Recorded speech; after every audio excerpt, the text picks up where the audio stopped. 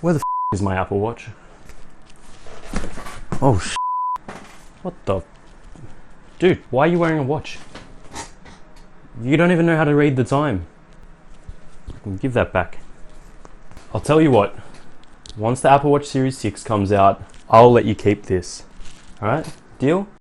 You're here with Scott, welcome to my channel, and this is where I like to help you guys get the most out of your tech. September, an exciting time for us Apple Watch fans. In fact, an exciting time for Apple fans in general. September's that time of year where things get released, and it's a time we've come to know and love. And the Apple Watch Series 6 should hopefully be no exception. Even though we do have a virus going around, no one knows what's going to happen next week, let alone in the next few months. So I'm not going to say that we won't see an Apple Watch this year, or we won't see new Apple products this year, but I know that the supply chain for the Apple products and some of the materials that they use and where it's sourced from is actually, I think the supply chain has actually been disrupted a little. They're experiencing shortages. So who knows if we'll even see a new Apple Watch. Regardless, I want to stay positive, and today I want to talk about the Apple Watch Series 6, what we can probably expect from it. There's always lots of rumors flying around, so we'll take a look at the rumors. Let's get on with the video. Now, from the Series 4 to the Series 5, there was a little bit of a design change. Obviously, the screen is a different type, but in terms of the actual aesthetic of the device, it is a little bit rounded. Not completely round, obviously, but has a little bit of roundness to it. I don't think we will personally see too many new design changes in this round. I think a lot of the changes are going to be more on the technical side rather than, I guess, the visual side. So it'll just be little tweaks here and there, similar to how the iPhone is now. Each iteration just has little physical, visual differences, but there's nothing crazy that's changed. And I think that's because they've finally started to understand what people like and what people don't like. You know, after iterating through 6 different watches, that's when you sort of start to see that really set pattern. And until, I guess, the consumer changes and the world changes and there's a need for a different shape or the aesthetic that people find pleasing changes, I think it will stay fairly consistent and just change a little bit with each new iteration. For example, the first iPhone to the 6th iPhone, there was sort of, they experimented with different shapes, and now it's fairly standard. It just kind of changes a little bit, and they've kind of, you know, adapted into what people want. So for the actual design of the watch, I think it'll be quite similar. There'll maybe only be a few tweaks. One of the big rumors going around at the moment is actually to do with the screen. So currently the Series 5 uses an OLED display, and that's how they get away with using that always on display and having the battery be saved and not completely wasted. OLED is great, but I think they're actually looking to move away to micro LED.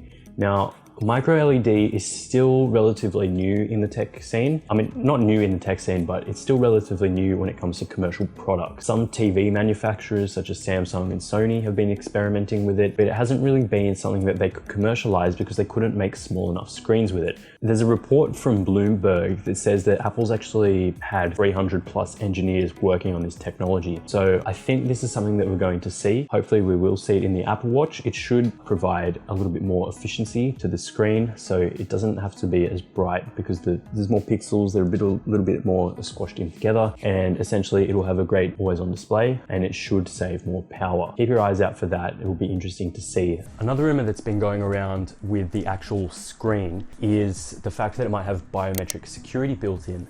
So it might be, and this is because they've been talking about this for the new phones as well, they will actually get Touch ID back. But the catch here is that instead of having the Touch ID that is on your phone where you press the button, it'll actually be built into the screen. So inside the screen, Touch ID. Now, people have done this, phone companies have done this. It is a technology that is currently available. So it'll be interesting to see if Apple does pick that up. But one of the rumors that I have seen circulating around is that the actual watch face itself will have a biometric Touch ID in there. So they don't need to add any extra buttons or anything, but it does have a biometric feature because that is something that just isn't there in the Apple Watch today. You can put a passcode on it, but that's about it. If you lose your watch or someone steals it, it's really forfeit. Now, while they don't pay it out if you do damage your watch doing this, say with the warranty, the water resistance is actually quite good on the watch. I've gone swimming with my Series 3, I've showered with it, I've done all sorts of things, and I've never had a single issue with it. So it's interesting that they are trying to improve this, but one thing I've read is that Apple is actually looking to improve the water resistance of the Series 6. And the Series 5, I believe has a 50 meter resistance already, which is insane. Like, I'm not going to go 50 meters underwater, that's ridiculous.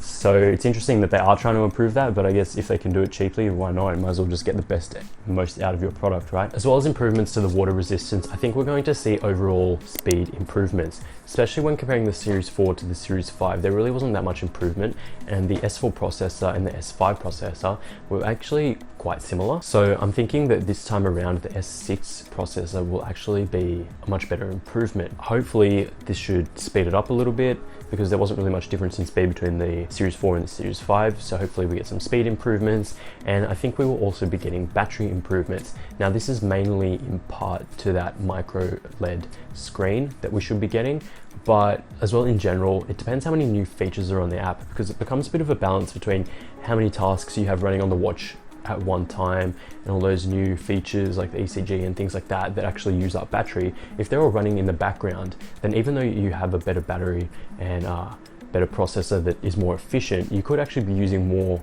battery just in general, just because there's more apps on it and more things that are doing things and sucking up battery. So it'll be interesting to see if they can actually increase the battery life, because it's something that it's one big complaint that I have, and many of you guys probably have with your Apple Watch as well, if you have one, that the battery life just isn't as good as it should be. Now, it's not something that, you know, ruins the whole watch, but if it had better battery life so that I could wear it when I'm asleep to track my sleep and things like that, instead of having to charge it every single night, that would be awesome. So be interesting to see what happens there. I'm really hopeful that we see some battery improvements, and I'm sure that we'll see some speed improvements in the watch too. Now, if you're a watch fan in general and you have an old school watch, you may be familiar with what a tachymeter is, or however you say it. Seriously, I can't pronounce it. I had to look it up. Tachymeter. A tachymeter is one of those features on a watch where, you know, on those analog watches where you see those numbers around the outside of it. That's what that is, and it's for measuring distance. Well, apparently that is coming to the Apple Watch, so I don't really know what benefit that is going to have or how many people are going to use it, but it's still cool nonetheless. I personally won't be using it, but let me know if you will. Parental controls is also rumored to be stepping up, so it looks like they're trying to make the Apple Watches, I guess, appealing for parents to buy for their children. Because obviously they're not going to they can market it to the kids, but who's going to pay for it? The parents. So they have to have good parental controls on there. So that could be something that they're trying to do to step into a market where make it a bit more kid-friendly, maybe a kid-friendly mode. Basically just ways to control it a bit more. So I think we're going to see ways of locking down apps, locking down usage times, locking down in-and-out purchases and all that sort of thing. So good to see that Apple is looking out for the parents out there and making sure that the watches are still safe for kids to use. Another thing that we are probably going to see finally, after a few years now of people thinking about this, is a native sleep tracking app. So for those of you who don't know, in 2017 Apple actually purchased a company called Bedit, and essentially they design hardware for tracking sleep. Now, I would have thought that when they purchased that company that they would release something to do with sleep tracking on the next Apple Watch at that time, but that doesn't seem to have been the case yet, and we really haven't seen any native sleep tracking abilities coming in there yet. So I'm thinking maybe with watchOS 7 and with the release of the Apple Watch Series 6, that might be something that will finally come into fruition.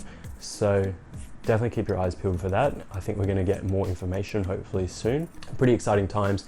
Hopefully this virus passes us by and we all stay safe, and Apple still gets to release their products on September. And I want to hear from you guys. The question of the day today is, what features would you like to see in the next Apple Watch iteration, in the Apple Watch Series 6? Me personally, mine would be that I want to see better battery life. But yeah, I want to hear what you guys think. And if you enjoy Apple content and tech content in general, and you want to get the most out of your Apple products and your tech devices, definitely subscribe, because that's the sort of content we have here. Just before you go, thanks for sticking around to the end, and I have a little secret for you for sticking around till the end.